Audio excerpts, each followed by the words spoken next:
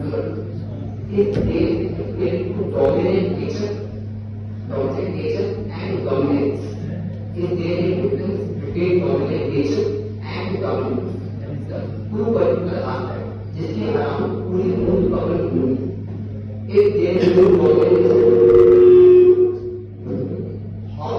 how establishing that it is dominate nature. पूरी मूल पकड़ दो पॉइंट पे दो पॉइंट पे है. पहली कि डोमिनेंट नेचर है और दूसरा डोमिनेंस है. डोमिनेंट नेचर अगर नहीं है अंबर का तो कोई मतलब नहीं है उसका पूरा का. तो how you are establish dominant nature of Ambar. कि डोमिनेंट नेचर कैसे है अंबर का. हाँ, डोमिनेंट मतलब थोड़ा प्रभावशाली, उसको इंटरपोज कर रहा है, वो जबरदस्ती कर रहे हैं वो. जैसे कि फैक्ट में लिखा हुआ है, जब हम फैक्ट पढ़ेंगे वहां पर साफ लिखा हुआ है. देखो जब उन दोनों के बीच में अनबन हुई थी तो उन्होंने प्राइमरी रीजन जो बताया था, उन्होंने स्पष्ट रूप से ये नहीं कहा था कि सिर्फ यही रीजन है. प्राइमरी रीजन बताया था कि primary reason to petition Ambika was that the Amber had been more dominating figure and his demanding in the post. यानी कि वो बहुत डोमिनेटिंग नेचर का है और वो उनको डोमिनेट करता है. वो थोड़ी लाइक शक्तिशाली नेचर का है. देश में कॉन्जुगल राइट्स, हाँ जी, कॉन्जुगल राइट्स के मतलब अगर आपने इंटरकोर्स करने से मना किया तो उसके ब्याह पे आपको डायवोर्स मिल सकता है. 1 साल तक कोई इंटरकोर्स नहीं हुआ तो कॉन्जुगल राइट्स के ब्याह पे आप डायवोर्स ले सकते हैं. Yes, sir. अगर उसने कॉन्सेंसस मना किया है कि नहीं है उसके बाद भी उसने अगर नहीं किया है तो उसके बाद क्या ग्राउंड हो गया कि आपको नहीं किया उसने फाइन. सर ओके सर, जब अंबिका के साथ वो सेक्सुअल इंटरकोर्स हो रहा था उस वक्त उन्हें इस चीज की नॉलेज नहीं थी कि शायद ये क्राइम है. Knowledge is a crime. हाँ जी, Knowledge is a crime? Knowledge not a crime. Crime की नॉलेज होना आप न्याय की तह तक पहुंचते हैं. क्राइम की नॉलेज के लिए आप न्याय की तह तक पहुंचते हैं, ना कि नॉलेज होकर आपका क्राइम लाइक हो गया या नहीं हुआ. उनके साथ गलत व्यवहार हो रहा है, उन्हें ये बात पता है कि गलत हो रहा है, बट उन्हें ये नहीं पता कि इसके लिए एक्शन किया कैसे है. जब उन्होंने डिबेट देखी कहीं से भी इन्फ्लुएंस हुई, अकल आई कहीं से तो आई. उनको इन्फ्लुएंस हुआ कि भाई आपका प्रॉपर्टी राइट बनता था, आपके भाई ने लिया नहीं आपसे. जैसे एग्जाम्पल मेरे साथ कुछ गलत हो रहा है और मुझे नहीं पता अभी, बट मैं लॉ स्टूडेंट हूँ, मैं पढ़ रही हूँ और देन मुझे पता चला कि मेरे साथ जो इक्वालिटी दी गई है आर्टिकल 14 में, बट वो मेरे साथ नहीं हुई है. Ignorance of law is an excuse. Ignorance of law is an excuse. Then you don't know the law, and what is the problem? No sir, There is no excuse. ऐसा नहीं है कि मुझे नहीं, ये नहीं है कि उन्हें लॉ नहीं पता. बात यहाँ पर ये है कि उन्हें नहीं पता थी. उसके लिए रीजन हो सकते हैं हमारे समाज में अशिक्षित जो अभी चल रहा है चरित्र, आगे उनको नहीं पढ़ने दिया गया. प्रोफेशनल लॉयर, आपने ये बोला था कि she was in good profession, well settled profession. नहीं बोला अभी, ये बात तो मैंने बोली नहीं. मैंने सिर्फ इतनी बात बोली है कि वो डोमिनेट, इसमें उन्होंने जो रीजन बताया है कि उनके साथ शोषण किया गया है. शोषित महिला अब वो कहाँ जाए.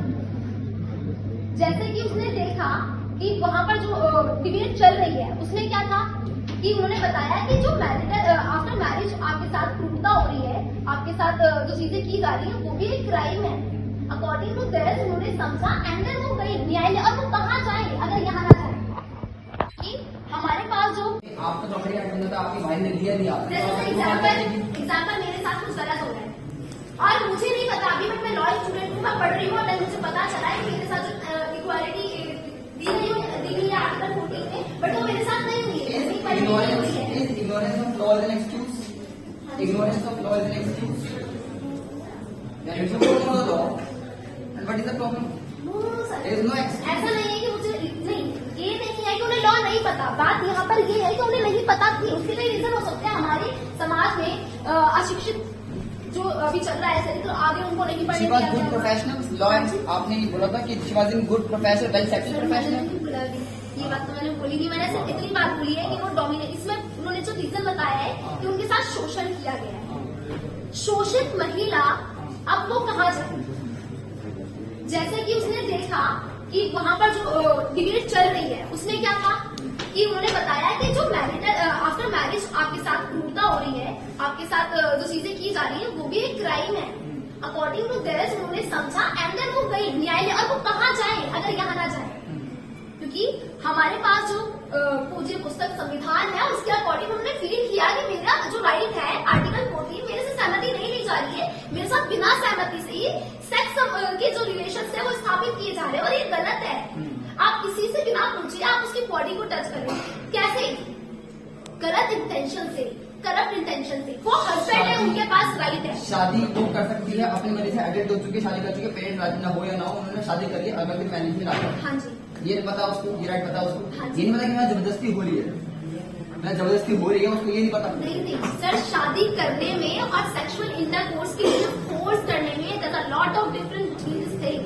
शादी करने में उनकी सहमति थी क्योंकि वो उनसे प्यार करते थे, पर आफ्टर मैरिज उनके साथ बहुत सारी चीजें मतभेद हुई, जिससे एक अच्छे पति होने के नाते उनको समझना चाहिए था। हो सकता है कुछ प्रॉब्लम्स उनके साथ चल रही हो, वो मेंटली डिस्टर्ब है, इसलिए वो अपने आप को मना कर रही कि मैं भी सेक्स के लिए नहीं हूँ। Now I want to move to your side. How will you condemn the dominance? How will you say? How are you gonna prove against the dominance of Mr. Amber? Lack of consent की बात तभी आती है अगर वो force करता, उसने कुछ किया ही नहीं, उसने सिर्फ डिमांड किया था, इस वजह से उसको डोमिनेटिंग फिगर बोल दिया गया। और अगर हम क्रिमिनल लॉ अमेंडमेंट एक्ट 2013 का देखें, जो कि क्लियरली स्टेट करता है, the exception second is based on the notion that there is implied and irrevocable consent by women in marital relationship और सेक्सुअल इंटरकोर्स। और ये जो इम्प्लाइड कंसेंट वाला आइडिया है डॉक्ट्राइन ऑफ हेल से भी आया है, जो कि मैथ्यू हेल ने दिया है, जो कि यूज भी किया गया है लॉर्ड मैकॉलिस के द्वारा ड्यूरिंग ड्राफ्टिंग ऑफ द जगत नियम, जिसके according a husband can not be guilty for rape since by their mutual matrimonial consent and contract the wife has given up herself in this kind to the husband. According to this, how do you see a society अगर marital rape allow हो जाए society में, आप society को किस तरह देखते हैं? क्या रिपरकशंस क्या होने वाला है सोसाइटी में, इम्पैक्ट्स?